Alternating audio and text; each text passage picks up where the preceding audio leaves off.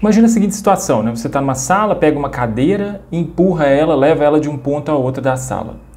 Enquanto você empurra a cadeira, ela se movimenta, né? Claro. Agora, se você parar de empurrar a cadeira, ela para.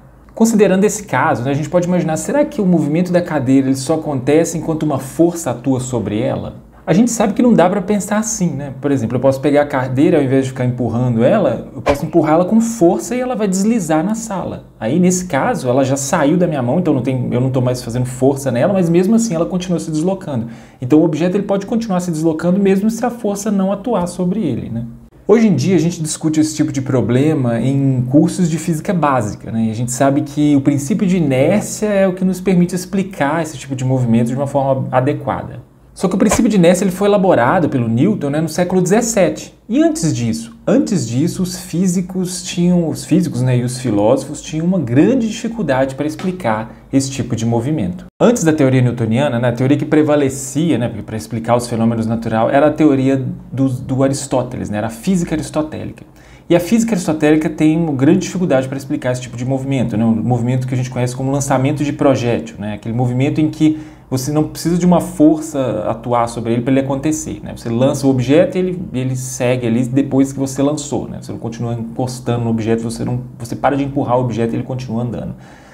Então a física do Aristóteles tinha um grande problema para explicar esse tipo de movimento. Alguns dos físicos que adotavam a teoria do Aristóteles para explicar o movimento, eles perceberam esse problema, né? E eles tentaram construir uma solução, né? A solução foi a introdução de um conceito na teoria aristotélica, né? E esse conceito é o conceito do ímpetus. Então a ideia deles era de que o ímpetus seria um elemento auxiliar, né, que ia ajudar a teoria do Aristóteles a explicar esse tipo de movimento, né, o lançamento de projétil. Então nesse vídeo a gente vai falar o que é o ímpetus, né, como que esse conceito foi desenvolvido e por que ele não é suficiente para explicar o lançamento de um projétil. Esse é o canal Cientificar, é um canal de divulgação científica que a gente vai falar sobre física, sobre ciência, sobre filosofia da ciência, e se você gosta desses temas, se inscreva no canal, assim o YouTube vai te indicar os próximos vídeos que a gente vai postar. Esse vídeo ele faz parte de uma série que a gente está gravando sobre a evolução das ideias da física.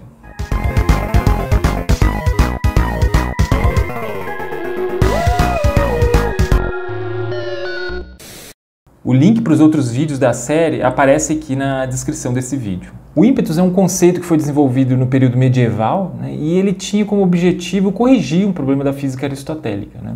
O Aristóteles foi um filósofo extremamente influente durante esse período medieval, né? Alguns chamavam ele de o filósofo, né? E a teoria do Aristóteles, ela tinha esse problema para explicar o movimento, mas ela era útil, né, para explicar várias outras coisas, né? Então, os filósofos da época eles não queriam jogar essa teoria toda fora por causa de um simples problema, né, de um caso particular de movimento. Então, o ímpetus foi pensado como um elemento que poderia ele, corrigir isso sem comprometer toda a teoria, né? E ele foi desenvolvido, né, o ímpetus, esse conceito, ele foi desenvolvido por vários autores, né? Um autor muito famoso, né, que ficou conhecido como aquele que elaborou a forma final desse conceito de ímpetus, né, é um filósofo chamado Jean Buridan, e ele viveu no século XIV. Então, que problema era esse da física aristotélica que o ímpetus queria resolver? Era o problema da explicação do lançamento de um projétil, né? Nesse vídeo que aparece aqui no card, a gente fala com mais detalhes sobre esse problema. Mas assim, em linhas gerais, né, o problema era que o lançamento de projétil é um movimento tipo quando você, sei lá, joga uma pedra na parede, né? Aí, esse tipo de movimento, para o Aristóteles, ele era complicado porque, para o Aristóteles, sempre qualquer movimento tem que ter para que o movimento aconteça, né, esse tipo de movimento que não é um movimento natural, né, um movimento natural seria tipo queda da pedra a queda da pedra, né, esse seria um movimento natural. O lançamento de projétil não seria um movimento natural. Mas para Aristóteles, o que não é movimento natural tem que, para o movimento continuar, né, para ele acontecer, uma força tem que atuar sobre o objeto.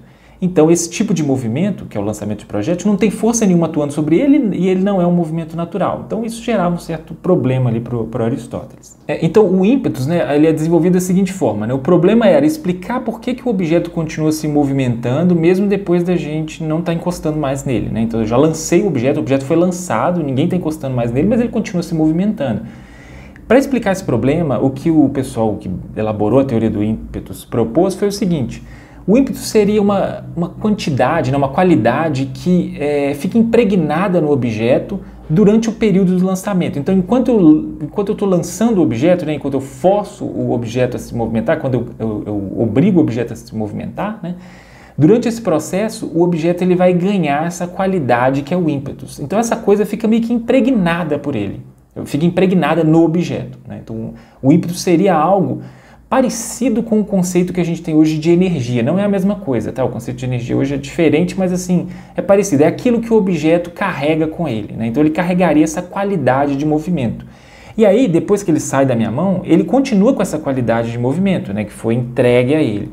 E aí ele vai gastar essa qualidade ao longo do tempo, né? Mas não imediatamente. Então ele vai continuar com o movimento porque ele tem essa espécie de... porque ele tem o ímpetus, né? Essa qualidade que ele ganhou durante o processo de lançamento. Então essa explicação, ela permite a manutenção da física aristotélica. Porque o ímpetus seria o motor, né? Um conceito assim, muito importante da física aristotélica é o de que para o movimento acontecer tem que existir uma força, um motor levando, carregando, empurrando o objeto, né? A gente sabe que isso não é verdade, tá? Assim, na física newtoniana, né? Essa ideia ela já vai por terra. Assim, o Newton consegue explicar que existem movimentos que você não precisa fazer uma força no objeto para que o movimento continue, tipo o movimento retilíneo uniforme, né? Mas assim, esse aqui que a gente está falando, né, do período da física aristotélica, é anterior ao Newton. Então, na teoria aristotélica, né, os adeptos dessa teoria pensavam que a força é necessária, né, é necessário um motor atuando para que o movimento continue. E aí, o que a teoria do ímpetus faz é apresentar um tipo de motor mais criativo, mais eficiente, que teria que seria mais didático, né, para a explicação do movimento, né? Mais didático do que a teoria aristotélica, porque nesse ponto a teoria aristotélica ela apresentava ali ela usava certos recursos assim muito exóticos para explicar esse tipo de movimento, né? A gente fala isso melhor nesse vídeo aqui sobre os problemas da física aristotélica. Então, como o ímpeto seria o motor, né, desse tipo de movimento, então você não precisa alterar nada na teoria de Aristóteles. Quer dizer, só fazer uma pequena alteração ali, ao invés de explicar o movimento do lançamento de um projétil como Aristóteles explicava, né, ele falava que o vento era o propulsor do movimento, você pode substituir essa explicação pela explicação de que existe essa quantidade, que é o ímpetus, essa qualidade, né, que é o ímpetus, que fica impregnada ali no objeto, e o objeto, e ela é o motor do movimento, né?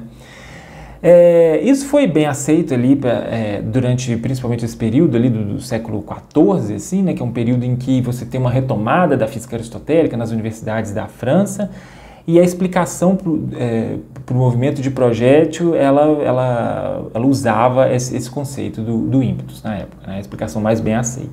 Bom, então qual é o problema da teoria do ímpetus, né? O problema é que a teoria do ímpetus, ela mantém ali vivo o principal problema da teoria aristotélica, né? Ela não corrige esse problema, que é o problema principal é justamente essa ideia de que o movimento precisa de um motor para continuar. Essa ideia não é substituída pela teoria do ímpetus, o ímpetus só substitui o motor. Aristóteles supunha que o motor era o ar, né, e o ímpetus a teoria do ímpetus substitui o ar por esse conceito novo que é o ímpetus, né? Mas a ideia de que o movimento precisa de um motor, ela continua. E essa ideia que é a ideia problemática, né? A gente vai ver nos próximos vídeos que a única forma de superar esse problema é realmente reformulando completamente a teoria aristotélica.